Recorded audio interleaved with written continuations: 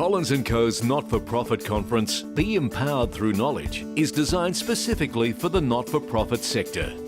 Our speakers are experts in this sector, and their practical approach provides not-for-profit board members and management with the opportunity to improve their skills and knowledge across a range of specialist topics. The conference also provides a great networking opportunity.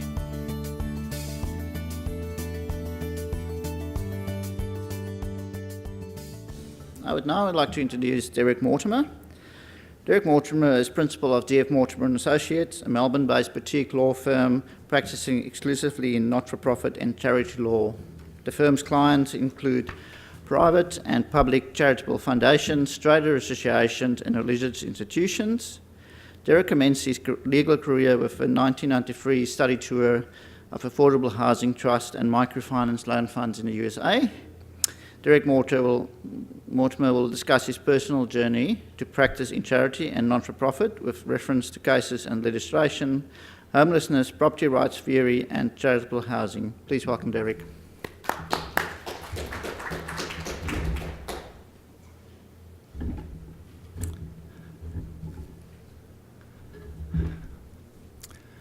I'm going to take you back to 1982. I was 20 years old and I'd just returned from Melbourne. I'd had trouble getting used to Melbourne life and studying at a university and returned to the northeast of Victoria. My family, who lived south of the town of Benalla, said to me that I could build a small cottage on their land. And that's what I did. Over the next 3 years, largely on my own, but also with the help of a man called Kevin, who became like a father to me, I built a small cottage out of mud bricks, colour bond, and it had solar electricity, hot water system and shower, and in a shed next door that I also built out of mud bricks, a flushing toilet. Now my family, seeing that I was serious about taking up their offer, went to a local law firm and had an agreement drawn up. And the agreement that you see there is a dot point summary, basically saying that I could live there for as long as I wished until they sold, after which I would need to remove the cottage and clean the place up. So as well as being my family also became technically my landlord, and I became a tenant. Now I can't tell you really in my own words what that cottage meant to me. It provided a home, a place of connection to the wider community and also a sense of place. So I'm going to use the views of other people to help describe this. Oops. And one of the first benefits that we have from owning land is that it can be a wealth creation asset, particularly if you live in the suburbs. And our taxation system recognises this by exempting our main residents from capital gains tax. And that's true if you own the land, and for some that benefit may be the overriding benefit more than any other benefit of having rights to land. But others have recognised that there are benefits other than simply the ability to create wealth. So we have the view of Georg Hegel, a philosopher who talks about liberty, being able to attain liberty by having the power to exclude those from our place on earth. And the law professor Laura Unterkaffler from Cornell takes a different view, but similarly says that by being able to exclude people from your place on earth, it creates a psychological refuge. It has a mental health issue by having property rights. But having private property doesn't simply mean the right to exclude. It can also promote connection to wider community. This is most easily seen in relation to Aboriginal land rights, which are group rights, but which promote connection to country, a connection to spiritual beliefs, the creation story of the rainbow serpent, and also a connection to other clans. So you have the Tanarung, the Wurundjeri, the Yorta Yorta, for example. Now, Aboriginal people's connection to land comes through their own unique spiritual and religious beliefs, but other people of other beliefs can also have connection. And from my own Christian background, for example, we are taught to love all of creation, and we're also taught to love one's neighbour. And these are the things that, for me, I found in having this little cottage. So one of the things that I did do in my 20s was to go and visit my grandmother. My grandmother and grandfather lived in the town of Benalla, and they were what you might call well-to-do. But my grandfather had died when I was 12, and I only knew him as a pipe-smoking, fairly quiet sort of chap who liked sugar in his tea. But their house was well built, had a large garden and established trees, and I was eager to learn from my grandmother how they got on. So my grandmother told me that my grandfather operated his own accounting practice, FRF Mortimer and Company, Frederick Mortimer. He was apparently the honorary accountant at the Benalla and District Hospital, and together they would prepare the annual reports that were sent to the Victorian Charities Hospital and Charity Commission. Yes, there was a charity commission before the ACNC, operated in the 1960s. Doesn't even rate a mention in academic charity law textbooks, but that's a story for another day. Somewhere along the line, my grandmother said to me that she thought I would make a good lawyer. Perhaps she saw something in me that I couldn't see. I only was slightly offended because I thought she was making adverse comment on my inquiring or perhaps argumentative nature. In any event, she gave me entry to the formal sitting room where my grandfather's books were, and amongst others, I found a book that really changed my life. This was the book called Progress and Poverty, and it was written by Henry George in 1878. And just to clarify, I'll risk a joke. Henry looks remarkably like Ray Eckstein, in my view, of Collins & Co, but just that's Henry George. Now, Progress and Poverty is regarded still as a classic analysis of the root causes of poverty. George set out to understand why is it that with economic prosperity, poverty persists. And his analysis was that with economic growth, so too do you see an increase in land value, particularly in cities. And that's fine if you actually own land in cities, but not so fine if you don't. Now, George's analysis has been regarded as a truth in itself. It's almost beyond argument. But his suggested solution to this problem, that there be a single tax on the unimproved value of land, hasn't been taken up very much. And in fact, the Henry Review into Australia's taxation system in 2010 recommended a broad-based tax on land as an equitable and efficient form of taxation, but that wasn't accepted by the Rudd government. Now, George's view on property is based in his own Christian ethic, where he, of course, would see that God is the creator. But he says, and we can see this from a speech he made on his Australian speaking tour in 1890 at the Geelong Exhibition Theatre, where he basically said that we are entitled to claim things that we own, that we have created through our own efforts. Now, that's just a view. I'm not telling you that that's how it should be, but that's how Henry George saw these things. Well, after my grandmother died when I was 28, I began to reach out to community organisations in the United States. They were beginning to apply Henry George's ideas to address problems with affordable housing. One of the first things I received back was a course flyer for a course at Cornell University on changing property institutions, led by Professor Charles Geisler. And Professor Geisler is now a noted authority on a charitable housing program known as community land trusts, and I'll speak more about this type of program in a minute.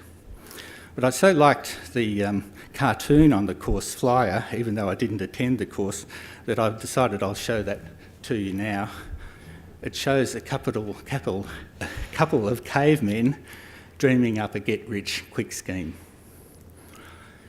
Well, by 1993, I was on my own self-funded study tour of community organisations and government agencies in the United States, particularly a conference in August 1993 in Cincinnati. And that's where I learnt more about community land trusts and revolving loan funds, a form of microfinance. I'll just briefly explain what's meant by community land trusts to give you a better idea. They're not a widespread, a widely understood type of program, but nonetheless they have got some impact, particularly in the United States. This definition is a federal funding definition that permits CLTs, as they are called, to access federal funding in the United States. Now, the essential differences between these types of leases, between tenants and not-for-profits, is that the tenant is given rights to the improvements, the fixtures on the land. So that means they can repair, they can, in theory, even knock down and rebuild, and they can add improvements to the fixtures. So that helps them personalise and make that place their home.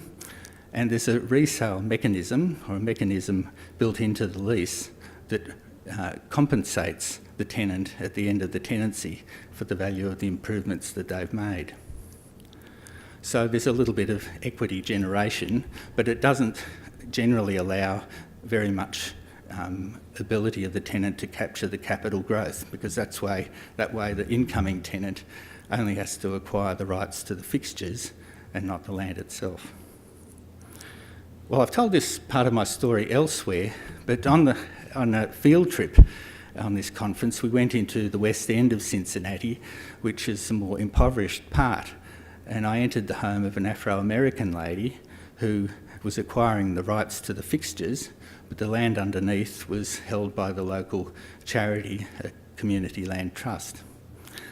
And I was struck by the personal effects in that house, and it was clear that this wasn't simply rental accommodation, this was a place that this lady called her home.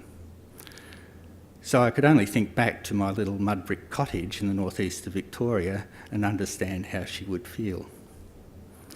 Well, it was in the United States that I decided I want to apply the law that we now call charities and not-for-profit law. And I came back to Australia, never expecting at that time to have my own law practice. But I came back to Australia and after some time won a grant to establish a microfinance program for farmers in the northeast of Victoria over 3 years. Long before the word social enterprise was a buzzword, this registered environmental charity with DGR was providing below market rate loans to farmers to help grow trees, not only for forestry, for logging, but also to address emerging threats of climate change. So that was a pilot program that operated in the late 1990s, and at that time I also undertook 6 years of part-time correspondence law through the University of New England in Armidale, New South Wales. Now, at this point, I should tell you that relations with my landlord, my family, had become extremely unpleasant. Some members said that the fixtures belonged to them. The cottage was theirs. The law says that fixtures belong to the owner of the land, and they said that they could throw me out at any time. So this agreement that they had actually drawn up served to protect me a little bit from these claims. So it's worth just taking a moment from my story to explain parts of the law around fixtures and to address that idea that may be commonly held even amongst you, that fixtures are necessarily under the ownership of the person who owns the land. So I'm going to take you to 3 cases. This 1836 case actually still applies in Australia under common law leases where tenants' fixtures apply. Now, Helen had a right to tenants' fixtures. That meant that Helen, as the tenant, had a right to remove certain fixtures from the land owned by Runda. And Runda said, look, rather than you removing these fixtures, I'll pay you out. We'll obtain a valuation and I'll pay you that amount. So a valuation was obtained, the tenancy terminated, and then Runda refused to pay the price that had been valued. We don't know from the case, but it would be easier to assume that the landlord felt, why should I be paying the tenant a sum for fixtures that might belong to me at law? Anyway, the court wouldn't have a bar of that and enforced the agreement requiring Runda to pay. But its analysis was that this isn't a sale of goods or a sale of fixtures. The legal analysis of this is that Hallen has given up his right to remove the fixtures, and in return for that giving up of his right, he's going to be compensated. So the better way of describing these arrangements is that there's a form of compensation for rights waived rather than some sort of transfer of land or transfer of goods. The next case is also an English case. In the 1930s, Mr. Baker said to his son Jack that Jack could build a small cottage on his land. Does it sound familiar? And that's what Jack did for the cost of £150. Later on, Mr. Baker remarried a Miss Inwoods and had 2 children with her. And according to the judgment of Lord Denning in 1965, everybody got along quite well. But then Mr. Baker died in the 1950s, I believe, so Jack had been there at least 20 years. And the title to the land went to Miss Inwoods and her 2 children. So you can imagine that after some time, the title holder wanted to remove Jack from the land. But the court would not have a bar of that either. The court said, well, there was a promise made by the father to the son, and the son had expended energy and money to further that promise. And further, Miss Inwoods was aware of this promise. So the court said, no, the son is permitted to remain there for the terms of the promise. And its main concern was making orders that reflected the father's promise, which was basically that the son could live there for as long as he wanted, but he wasn't to be given rights, title to the land. So this is an example of where the law might bend a little bit. It's a court of equity to reflect arrangements that may not directly or be easily explained through black letter law. The last case I want to talk to you about, and I could talk for length about this because it has so many facets, concerns the Palais Theatre here in Melbourne. And this concerns tenants' fixtures, the Palais Theatre, what we could call tenants' fixtures, and the insistence of the court to abide by the terms of the current lease agreement. Now, in the 1920s, the Phillips brothers, who had been involved with building Luna Park, wanted to build an entertainment complex, eventually called the Palais Theatre. But at the time, leases would only last for 21 years, and the estimated cost of building the Palais Theatre, which turned out to be £160,000 in 1926, was, in the words of the Phillips brothers, impossible to amortise over the term of the lease. That is, they'd expend all of this money and then after 21 years they'd have to leave this capital investment.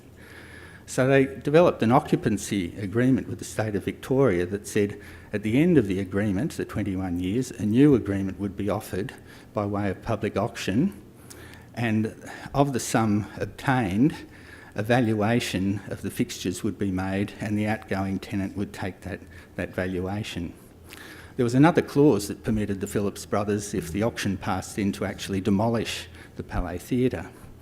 Now, neither of those events happened. The Phillips brothers took on a new lease through corporate structures into the 1950s. And there was a restructuring of the law that permitted a 50-year lease. So that lease was drawn up, which expired in around 2004, 2005. Now, that lease didn't have these clauses about auctions and compensation, and VCAT acknowledged that this was because effectively the capital cost of building the Palais Theatre had well and truly amortised, been written off by that time. At some point, the lease was transferred to a company called Timbuk. One of its directors apparently was an employee, a former employee of the Palais Theatre. During all of this time, even the government representatives and the tenants accepted that the tenant was the owner of the building and the state government was the owner of the land.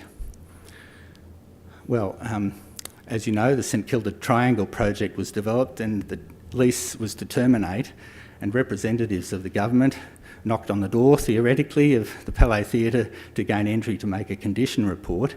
and representatives of Timbuk said, no, this is ours, this building is ours and you're not welcome. So it went to VCAT initially and then later to the Supreme Court before Justice David Harper, apparently on a quest to find the true owner of the building, the Palais Theatre. Now, Justice Harper would have none of that. He said this whole search for the true owner of the building is a distraction, but he did accept that the tenant did have rights to the fixtures. His main concern was to work out whether those rights to the fixtures extended beyond the tenancy agreement. You recall the first occupancy agreement actually allowed auctions and compensation, but the last agreement didn't allow that, and Justice Harper ruled that Timbuk would need to vacate to allow the state to take possession. So these are just examples of what Justice Harper called the fluidity of the concept of ownership. You can have absolute ownership of fixtures and land, or there might be some other arrangements. Well, I'll return to my story. In 2009, we set up our practice, D.F. Mortimer and Associates, Shirley and I, and sometime later in 2010, evidently community land trusts was still on my mind because I found an ABC radio program, a couple of people in Australia wanting to set up community land trusts. A person from Mount Alexander Community Land in Castlemaine and an academic from the University of Western Sydney. And they suggested the main issue was Australian property law that would prevent these things from happening. So without putting tickets on myself, I thought, well, here's the person who can help them. And I made contact with Mount Alexander Community Land. We had a meeting and they decided that what was needed was a legal manual to address the problems of, or perceived problems of Australian property law. Later, that was taken up by the University of Western Sydney. Chapters were drafted, a number of funding partners who are listed in the manual, the Department of Housing in Western Australia, Sydney City Council and City of Port Phillip, amongst others. And our firm was contracted to write several of the chapters, including the most important chapter 4, which talked about the property law, and to prepare a draft CLT lease. So the CLT lease here, which was an appendix, we worked on November 2011 through to February 2012. And the draft lease agreement that we drew up basically set out the rights of the tenant in clause 7 that said the tenant would be called the homeowner, that they would be given rights to the fixtures to allow them to make improvements, and at the end of the tenancy they would be compensated by a price formula that we borrowed from the United States to capture the value of the improvements that they had made.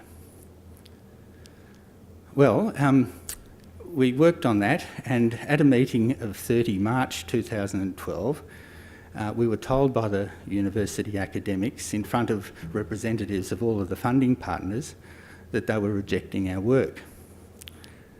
They told us that fixtures are attached to the land, and they also said that we were encouraging possible criminal conduct by suggesting that tenants had rights to the fixtures.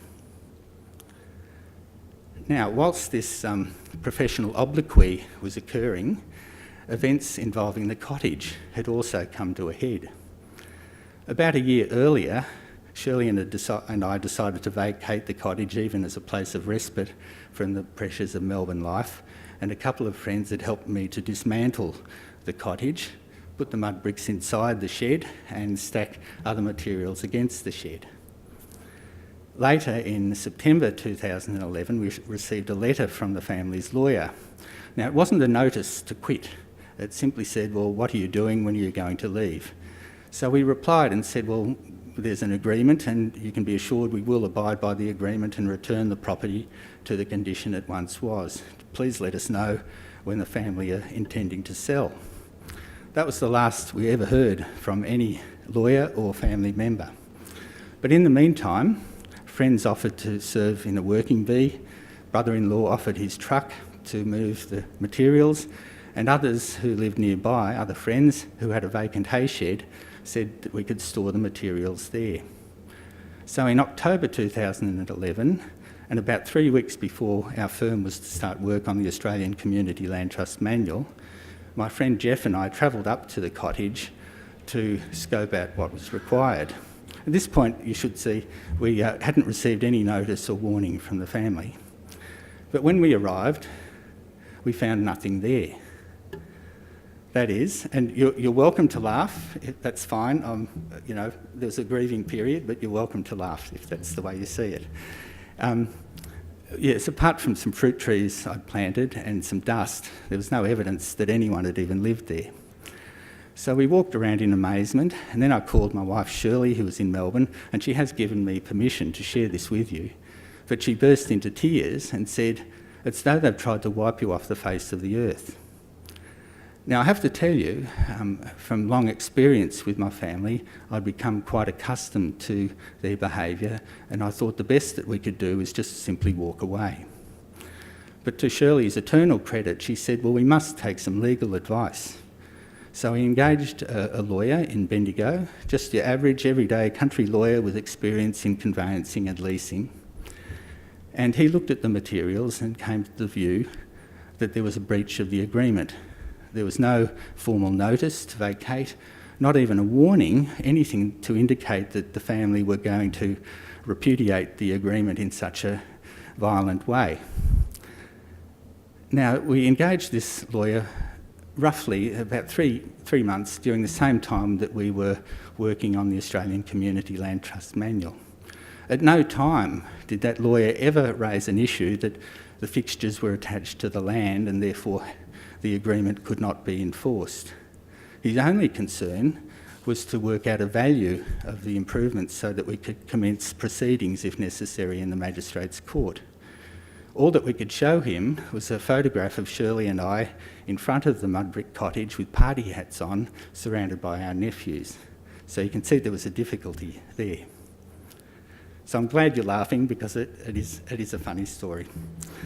But here we are. Here's the situation on the 30th of March 2012, when we're being told by 3 academics from the University of Western Sydney that we are encouraging possibly criminal behaviour on the one hand, and a country lawyer telling us that we have an enforceable agreement, even though the fixtures were the subject matter of that agreement. Now this, for those who were attending, the funding partners, you could imagine it was a fairly awkward conversation, and there was an attempt to say, well, this is just the difference of professional opinion. But really, this is a question of law. It's a binary issue. Either you can or you can't give rights to tenants. Well, in April 2012, the university told us that they were going to rewrite Chapter 4 in their own words. They kept some of our case notes on the Palais Theatre and an Aboriginal land rights case, and they put into the final manual statements such as this. And at Chapter 4, this statement. So I'm telling the truth. This is what they told us, and there it is in writing. We did invite them to obtain a second opinion, but they declined. So we were paid, and that was the end of our relationship with the university. At the same time, we had consulted a couple of barristers, including a QC who we regard as a friend, who were prepared to represent us regarding the cottage. Their main concern, once again, it wasn't about fixtures, but whether the family would ever attend a mediation. So Shirley and I realised after thinking and praying about it that we'd never see our cottage again or any compensation. It just wasn't practically achievable. So in June 2012, we wrote the family and their lawyer a letter explaining the lawyer's advice that we were entitled to enforce the agreement and forgiving them for what they'd done. Now, we haven't heard anything from the family either. So this might be a sad story, and if this had been the last chapter in my story to you, I probably never would have bothered presenting it to you. It's just something that we move on from. But there is an epilogue, and it's one of those cases where I've been very happily proved wrong. And it was through a chance encounter with senior officers at Consumer Affairs Victoria in 2017. Before I talk about that, I'll just take you to Section 64 of the Residential Tenancies Act, and you'll see there that apart from the standard subsection 2, which requires the tenant to remove their fixtures, subsection 3 that says or otherwise by agreement. And it was that subsection that I believed was big enough to accommodate the sorts of arrangements that community land trusts were contemplating. But as you might know, the Victorian Government has amended its residential tenancies legislation effective 1st of February this year to, amongst other things, require prescribed form leases. This means that the Office of Parliamentary Counsel drafts up a model lease, it's presented to Parliament and becomes part of the regulations. And I had assumed that there would only be one model agreement for long-term leases that wasn't going to accommodate the bespoke needs of community land trust proponents. But at a chance encounter, I've been involved in charitable fundraising reform, including appearing before a Senate inquiry, and a chance encounter with senior officers there corrected me and said, well, actually there's another part of the amending legislation that permits the Governor in Council to create any number of residential long-term leases. And their encouragement, and I took it as encouragement, meant that I wrote them a letter in February 2018. Enclosing the CLT model agreement that I'd prepared for the University of Western Sydney and asking a number of questions. The key question, as you will recall, clause 7, which permits the tenant to be given rights and to be compensated, whether that conformed to section 64.3 of the Residential Tenancies Act. Now, I had to wait some time, and I also had to assure, as I want to emphasise to you also, that we weren't seeking legal advice from Consumer Affairs. They're not a law firm, but rather what was the way forward. If they had a positive view, well then it may be an opportunity for community land trusts to progress this idea. Now, you might be thinking that I'm seeking, it's sorely in need of validation, but actually the Bendigo country lawyer helped us with that. More of the issue was that I was aware that there were people who genuinely wanted to establish these CLTs, and there were others, for want of a better term, not necessarily illegal, but I might call dodgy operators, who who saw CLTs as some sort of managed investment scheme by which to derive personal profit, and where the interests of tenants were secondary or not considered at all. So, Consumer Affairs Victoria eventually did reply in November of that year. And this is their formal response to my question. Basically, they're saying that they don't have an issue. That's how I would interpret that. So the rest of the letter set out what charities would need to do if they are interested in community land trusts and the steps that they might need to take. There are other parts of the Residential Tenancies Act, I should tell you, that are mandatory, and there'd need to be some sort of adjustments and negotiation. So I've passed that on to one of my clients, a charity interested in affordable housing and community land trusts, for them to progress. I've also said in my letter to Consumer Affairs that I would provide a copy of the letter to my committee that I chair at the Law Institute of Victoria, the Charities and Not-for-Profits Law Committee. It's a very busy committee, but if they do take it up, I'll have to absent myself from discussion. So this brings me to the end of my talk. I've talked to you about homes and what it means to have a home, as distinct from homelessness. I've discussed property rights, particularly the fluidity of the idea of ownership and the law around fixtures. I've also revealed for the first time our dismissal from Chapter 4 of the Australian Community Land Trust Manual. I'm not ashamed to tell you that. We provided a professional opinion that had a barrister to peer review, and if a client doesn't want our advice, well, that's the way that is. And I've also revealed to you for the first time a response from Consumer Affairs, a small part of the response, that I expect will resonate with those who are interested in community land trusts. And finally, I've shared with you some of my personal story. The story is well known amongst my family, that is Shirley's family and my friends, and I've shared it elsewhere, but this is the first time I've shared it in a professional context. And Shirley and I discussed this beforehand and decided that it was absolutely integral to telling you this story. So I'm going to leave you with something that has sustained me in the last period through this whole CLT project. I'd like to think of my grandparents, Frederick and Clara, up there somewhere, looking down on all of this, and I can imagine my grandmother saying, rather gleefully, "See, I told you you'd make a good lawyer." And I can imagine my grandfather shaking my hand and saying, "I'm glad you made such good use of my copy of Progress and Poverty." Thanks very much.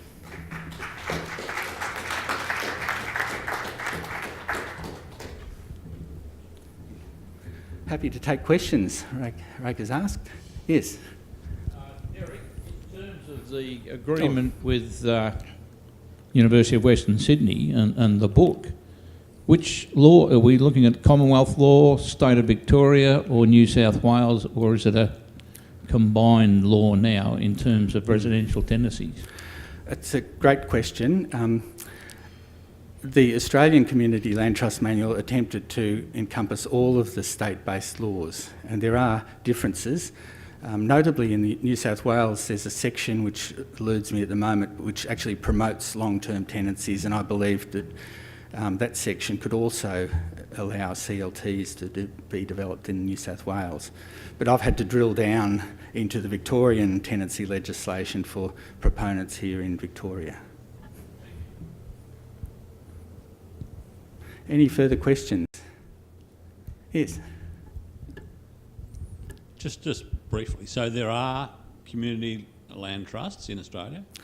There are not-for-profits, even established as charities at the ACNC, that call themselves community land. The word trust is actually a regulated word, so they can't, unlike in the States, use that word. But as far as I'm aware, none of them have been able to actually provide tenancies. And I believe some of it is due to the misconception or the apprehension that it's just not possible under Australian law. And also, I mean, that answers the second part of the question, which is that the whole fixtures thing's gone nowhere. Is that right?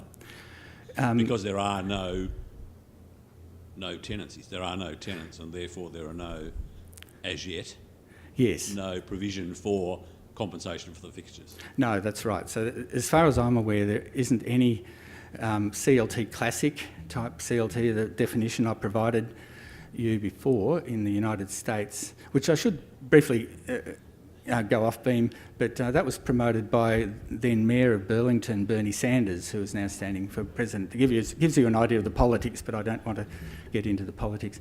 But as far as I know, there are no tenancies being let by any of these entities, charities at the moment, and some of it comes from the apprehension that it's just not legally possible and they're not game to test. Yes. Well, thank you very much. No further questions. Thank you.